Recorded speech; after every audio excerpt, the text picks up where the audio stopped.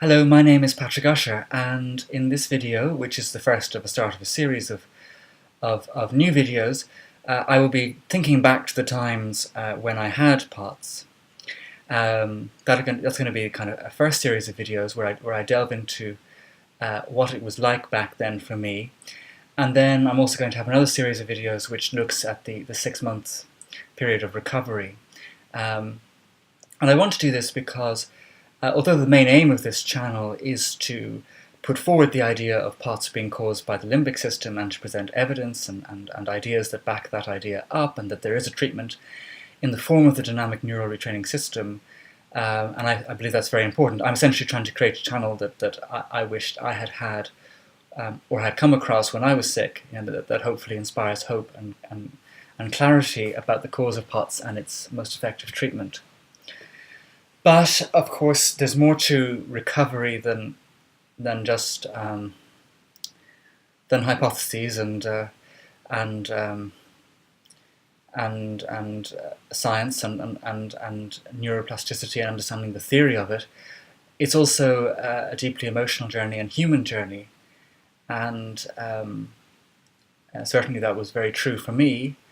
And many people will be going through things that may resonate with my own experience, and so that's why I want to speak to that experience and to share what it was like for me.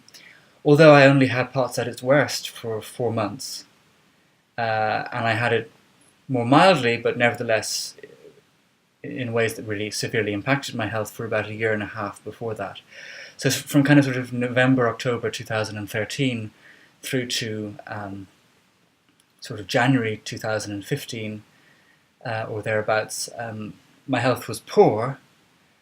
I didn't know what was wrong with me, but it didn't become sort of full-blown debilitating until January, February of 2015, when things became very worrying, and I was in a very dark place, and I was very lucky to get the brain rewiring program, the DNRS, by May 2015 and start it.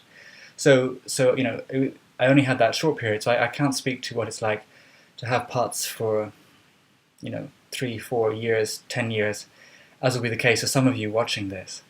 So I encourage you, if you wish to share your experience, to do so in the comments below. And also to consider posting your own YouTube videos about it if you feel ready ever to do that. Anywho, so I want to talk about one particular stretch of time that I went through, which was the height of the crisis for me, in terms of actually being catapulted into the worst of POTS. And I may do another video at some point talking about the 1.5 years leading up to this point when my health was generally poor, but I wasn't sure what was going on. I may do a video on that, but I wanted to tackle head on what I would simply call certainly one of the worst weeks of my life. There was a time a couple of months later, when I had probably another worst week of my life, and certainly the whole sort of a core 2 or 3 months of those 4 months when I was really sick were simply continuously nightmarish, both in terms of what I was experiencing inside, but also what was happening around me.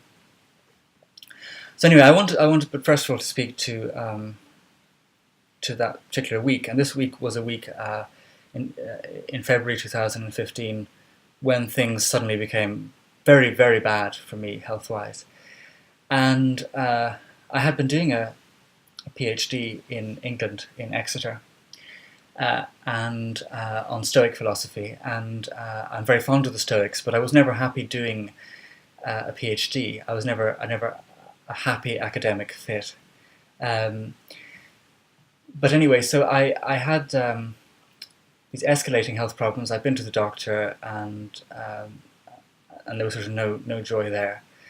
And so I decided I need to take things into my own hands, and I went to speak to my supervisor, a very lovely man, and he was very understanding, and I explained to him my health is really struggling. I don't know what's up, but I really need to take time off and try and work on getting better.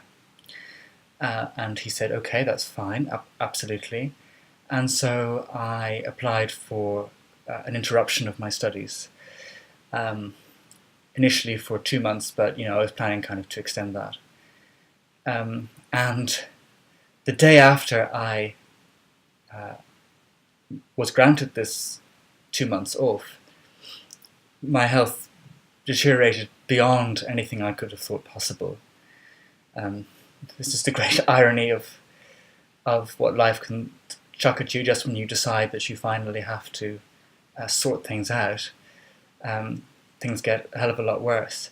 And I remember that day I was walking through Exeter, and whereas for the last kind of 2 years my legs had been pretty heavy, they suddenly felt like they were like cement, or that they were kind of had like bags of water sort of in them, and that my legs were being weighed down by this. And I couldn't get down the street, and I had to keep stopping because I felt like I was going to faint. So I get to a bench, and it was a question of walking from one bench to the next. And it was very, very, very scary. I'd never experienced anything like it, and I honestly felt I was dying. I was stuck in a nightmare, and I felt like I was dying. I didn't know what was going on with me. Now, after I had told my supervisor that I needed to take time off, I thought, well, what do I need here? So I decided to book a very impromptu a whole month, at a kind of sort of health and well-being place in the Canary Islands, because I thought, that's great, it's sunny all year, it'll be good food, meditation, walks, fresh air, maybe some swimming if I'm up for it, and I'll that'll be a kickstart to my recovery. Now, of course, I shouldn't have been thinking about doing anything like that. I should have just stayed put and just paced myself. But I thought this would be a good idea, and I can understand where I was coming from, but it was trying to pack far too much in, as I often did and still do, but they're not in the same way. And so I booked that, and then the kind of next day I was suddenly much, much worse. And the day after that, I was due to travel to London, and then the next morning to take a flight to Fuerteventura, one of the Canary Islands. Or is it one of the Canary Islands? No, it's further south, isn't it? Anyway, it's very far away. It's very far away. But yes, it's further south, and it's closer to Africa. Anyway, so I was suddenly thinking, I don't think, I could scarcely get down the road. Am I going to be able to fly to Fuerteventura, of all places, and go to this place and go for long walks and all the kind of plans I'd suddenly just decided to do. And so I almost didn't travel, but the next morning I was feeling a bit better, so I thought, oh, maybe it was just some kind of anomaly. My brain, I wasn't fully with it, I really wasn't, and it's kind of hard for me to look back and think about that time now, because I really see someone who was so desperately struggling, so desperately wanting to get better, that he ignored these incredible cries for help from my body, and nevertheless decided to travel. And I find it very hard to even imagine that was me, but it's what happened. So I actually travelled to London. I went on the train and stayed in an airport hotel that night in Stansted. And that evening, these sensations of the heaviness in the legs came back, and again, like I was carrying around buckets or bags of water in my legs. And it was a horrid sensation. And not just that, but just like it was a huge effort to put one leg in front of another, like to get anywhere. And so I was desperately scared of all this, but wanting to believe that it wasn't really happening. And I remember lying in bed that night, and my whole body was kind of coursing with heat, and I was kind of feeling like I was drifting in and out of consciousness, and and and I couldn't believe this was happening, and I felt like this am I dying? This is what it felt like, and but I also thought, okay, no, we'll somehow get through this. We'll get through the flight, and then we'll get to this place, and I'll be all right in a month. And this was what I was thinking, and in hindsight, it was very, very, very poor judgment. But my whole brain, as I now understand it, of course, was stuck in this trauma cycle for reasons that I'll talk about, more in another video, and I have talked about before, and is on my testimonial on my website, whatpotsreallyis.net. But I just wasn't really with it. So the next morning was a very early flight, and I got up and I went through security and everything. And as the flight was being called, I remember thinking, don't get on the flight. This is stupid. Do not get on the flight. Go home. Don't do this to yourself. But I got on the flight. And it was a 4-hour flight. And by the time I got to Fuerteventura, whereas things were bad beforehand, the effect of the flight was appalling. Truly atrocious. Because not only did I now still have the sense that my legs were, these concrete appendages, but also I was incredibly dizzy, very disoriented from the flight. It was like I was a zombie walking through. I was just frazzled, but sensory perception was frazzled. Everything was really, really bad. And I remember getting there and thinking, this is the worst idea ever. And then by thinking, how could I even get back? Because I hardly survived that flight. So how am I going to get back? I was stuck on this island all of a sudden.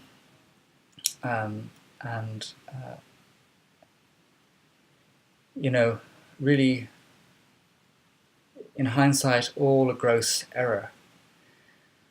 But the next thing that happened, so then it gets worse. So I arrive at this sort of health resort place, and as soon as I get there, it's a very lovely place and everything. But like the first thing I say to the person is, I'm really, really sick. I don't know what's wrong with me. And they're very understanding, and I'm sort of, I sort of rest in my room, and they bring me some food later in the evening. But as I arrived, the first thing I wanted to do was ring my mum, and I'd been telling her I wasn't feeling very well. I didn't kind of go into full details because I knew that she was having some issues, which seemed to be sort of related to kind of some sort of it seemed like some sort of digestive issues that she was having, and I didn't want to bother her because I knew that she was kind of going into hospital to get those sorted. Now my mum, had been fighting breast cancer from 2009, so this was early 2015. So for almost 6 years, and she'd been through a very hellish journey and a very inspiring one to me. And we were immensely close over this period. But I kind of wasn't, because I was kind of hoping this would just all somehow magically clear up whatever the hell it was, and so I didn't kind of want to bother her. But nevertheless, when you're in danger, you ring for your ma, right? So I was sort of in this little cabin in this sort of health resort, and the first thing I did was I rang her. And she was very, very weak at the other end of the phone. And I couldn't understand why, because normally, even at the worst of things, she always sounded very strong and put a brave face on things. And she sounded very weak, and she said, they're putting me into palliative care.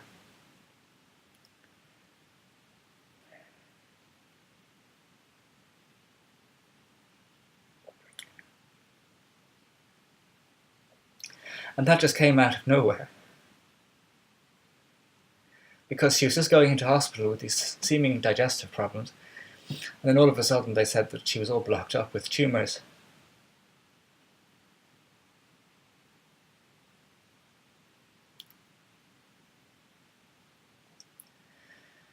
And I just felt so trapped. Because there I was on this fecking island. Excuse the Irish swear words. And,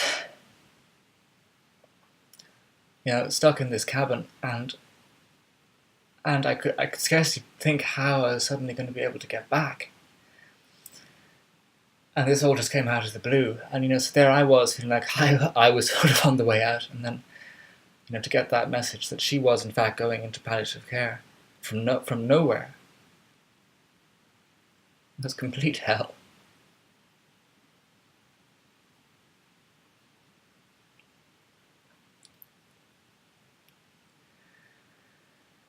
So anyway, that was the Saturday. And, it's funny, like you think things can't get any worse than they do.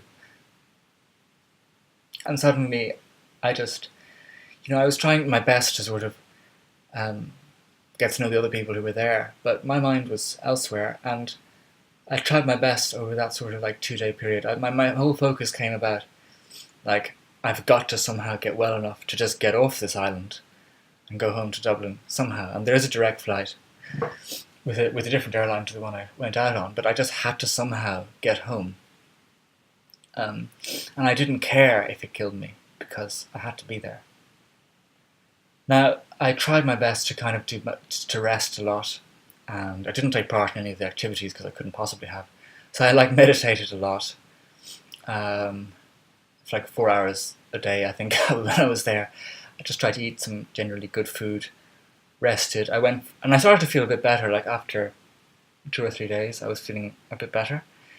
One of the things that was, very overpowering, I noticed, especially after the flight, which obviously in and of itself had a kind of very traumatizing effect on an already traumatized limbic system, was that whereas before there'd been a kind of constant release of adrenaline, which was fairly powerful, it became excruciatingly powerful after that flight. But the meditation I had a lot of mantra meditation, it did kind of tone that down a little bit, although it was still continuous release, which is the core of POTS.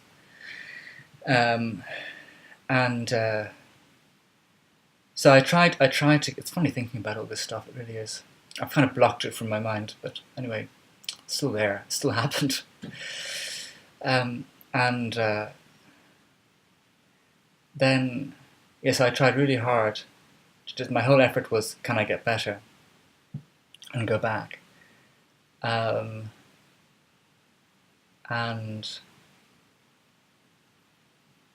But so at the same time, I was still, especially in the first 3 days, I was still in a desperate way. So I remember on the Sunday, I was driven to a doctor, very kindly by one of the people working at this centre, and I got there, and this doctor, I don't know, what his game was. He was atrocious. He looked at me for 2 minutes and said I had a fever. He didn't take my temperature. He did bugger all that one should do as a doctor, and he just gave me these painkillers and told me to just go home and rest. And then I looked up, these drugs he gave me, and they're banned in most European countries. Just the Spaniards, for whatever reason, seem to use them. And I was like, well, I'm not sure about these guys. I think I took a few of them, but then I started to feel really, really peculiar. On top of feeling already awful, the room started to spin. I get up and I just fall over. My balance was gone from these pills, so I stopped taking those. And then I asked to see another doctor, who was better, but to be honest, it still felt like I was just a nuisance, really. So I went to see her, and she wasn't sure what was up. She thought maybe I had a sinus infection or something, because my sinuses were affected, and that's often very common in POTS. That's That's Irish weather. Anyway, so so she got me taking antibiotics, but the same thing happened. The room started spinning, and I just couldn't function. Like, it was disastrous, and I started to feel like I was actually poisoned by them. Like, my mouth turned metallic in taste. And a lot of people with POTS have very huge difficulties with,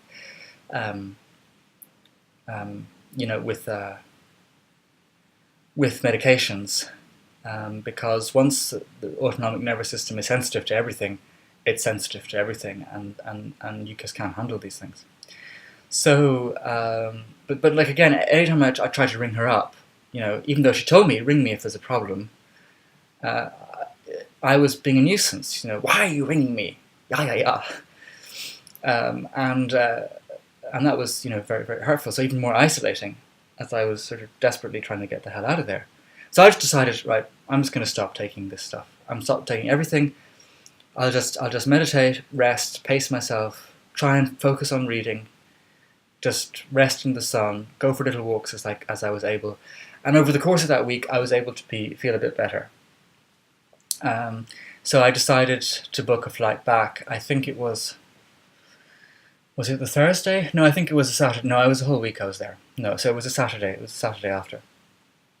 So I cancelled the other 3 weeks I was meant to be there, and they very kindly gave me a refund of 2 of them because they understood the circumstances. And I left and got the hell out of there. And I'll never... I don't know. I mean, I have kind of funny, a lot of, as I say, I haven't gone back to think about that time very often, really occasionally I do, but until now. And it was one of the most difficult weeks of my life, being stuck in that bloody cabin, knowing that my mum was in palliative out of nowhere, feeling like I was dying. And I think I have it in a diary entry somewhere. I wish I could find it, but where are those diaries? Yes, they're there. But I don't have them with me, but I do have a diary from that time, which was basically something to the effect of, that accepted the fact that I might be dying, and I had no idea what was wrong with me, but that I might be dying, whatever it was. I'd heard of POTS actually, because a friend of mine had it, but I had no conception that this is what was going on. Maybe it was in the back of my mind as a possibility. But I didn't know for sure, and so I was thinking that I was dying possibly, and I wrote a diary to the effect that I was going to accept that fact if I had to, but that before I died I must get back to my mum, and that if she was truly dying as well, that no matter how I felt, I was going to be there to make her last days as beautiful as I could. So there was a kind of real philosophical acceptance of what was going on and what was happening to me. But in terms of the sensations I was experiencing all the time, in terms of the oncoming, it seemed, trauma of my mum's death, and being stuck out in this... Honestly, I don't know what the attraction of Fuerteventura is. Anyway, there's a godforsaken rock in the Atlantic. As it seemed to me. I'm sure it's lovely, really, but it was a very horrible time, very, very difficult, and definitely one of the worst weeks of my life. But somehow I got a bit better over that week, and I got on that plane, and I returned home. And in my next video, I will talk about what happened next, but I think that's enough for now. This was the week of hell, and I hope that although I didn't know, at that point that POTS is what I had that was exacerbating everything that was, a significant part of this hell, which is very common for a lot of people with POTS. They don't know what's going on with them for a long, long time, and some of them, a lot of them never do. They're just dismissed as malingering. So I hope it helps to share that experience. And and I didn't go into this very much in my written testimonial. I didn't go into the nitty-gritty emotional detail of what it was like for that week, or for any of this kind of what I will be talking about in the next videos. But it's really important. It's important to discuss, because it's one thing having certainty in methodologies and how you're going to recover and understanding scientifically what's going on with POTS, but the lived reality, emotional and physical, of what it is like, and describing that in human terms is as important, if not more so. So I wanted to share that. I hope that sharing that experience is helpful. It's very, very emotionally raw for me still as a week to remember, as of the next few months that I will recount. So it's a tender topic, but I hope sharing it will have been of help, and also just to show more about what my journey was like with POTS specifically. So thank you very much, and I wish you a pleasant day wherever you are.